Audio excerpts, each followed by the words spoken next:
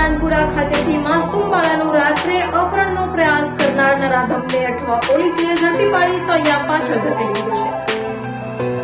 સુરતના અઠવા વિસ્તારમાં નાનપુરા ખાતેથી માસૂમ 4 વર્ષની બાળકીના અપહરણનો પ્રયાસ કરાયો હતો, જે ઘટનાનો વિડીયો વાયરલ થતા અઠવા પોલીસે ત્વરિત તપાસ હાથ ધરી હતી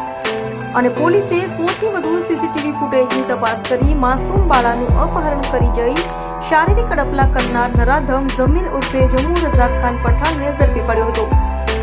નાનપુરા વિસ્તારમાં ફૂટપાથ પર રહેતો મૂળ બાપુનગર ખાતે રહેતો આરોપી જમીલ ઉર્ફે જમ્મુ રઝાક ખાન પઠાણને ગોપીપુરા ખાતેથી અઠવા પોલીસે ઝડપી પાડ્યો હતો। પોલીસે આરોપીને ઝડપવા માટે 6 ટીમો બનાવી હતી, તો આરોપીની પૂછપરછમાં તેને બાળાના ગુપ્ત ભાગે અડપલા કર્યા હોવાનું પણ કબૂલ્યું હતું। હાલ તો અઠવા પોલીસે ત્વરિત તપાસ હાથ ધરી નરાધમને ઝડપી પાડ્યો છે। આરોપી અગાઉ પણ એક બાળાના બળાત્કારના ગુનામાં ઝડપાયો છે અને 20 વર્ષની સજા થઈ છે। હાલ પેરોલ પર આવી તેને ફરી પોત પ્રકાશ્યું છે। જી ગઈકાલ તારીખ 10/11/2024 રોજ એક ફરિયાદીશ્રીએ અઠવા પોલીસ સ્ટેશન ખાતે આવી અને પોતાની ફરિયાદ હકીકત જાહેર કરેલ કે તેમની 5 વર્ષની ભત્રીજી તેમના મધર સાથે એમના મકાનમાં સૂતેલી હતી, ત્યારે રાત્રિના આશરે 12:15 થી લઈ અને 1 વાગ્યાના સમયગાળા દરમિયાન એક સફેદ શર્ટ અને બ્લેક પેન્ટ પહેરેલો અજાણ્યો ઈસમ ઘરમાં પ્રવેશી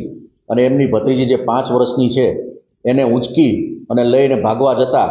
અને રસ્તા ઉપર પડી જતા અને દીકરીએ રડવાનું ચાલુ કરતા તેનું મોઢું દબાવી અને એની સાથે અડપલા કરેલા અને દરમિયાન પબ્લિક જાગી જતા એ ઈસમ ત્યાંથી દીકરીને પડતી મૂકી અને નાસી ગયેલો, જે બાબતે તેઓ ફરિયાદ આપવા પોલીસ સ્ટેશન ખાતે આવતા અઠવા પોલીસ સ્ટેશનના ઇન્સ્પેક્ટર શ્રી મકવાણાનાઓએ તાત્કાલિક તેમની ફરિયાદ લઈ અને બનાવની ગંભીરતા જોતા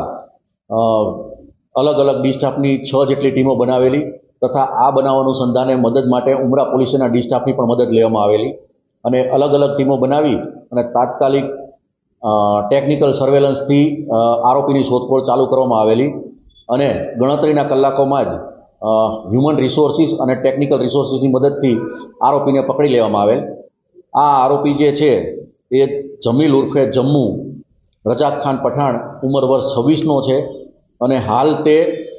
10 દિવસની પેરોલ રજા પર લાજપોર જેલથી બહાર આવેલો હતો અને 2023માં એને 20 વર્ષની સજા સંભળાવવામાં આવેલી અને લાલગેટ પોલીસ સ્ટેશનના 2021ના ગુનામાં એને સજા થયેલી। આરોપીને 10 દિવસની અંદર લાજપોર જેલમાં હાજર થવાનું હતું, પરંતુ એ હાજર નહીં થયેલો અને આ બનાવ બનાવ્યો।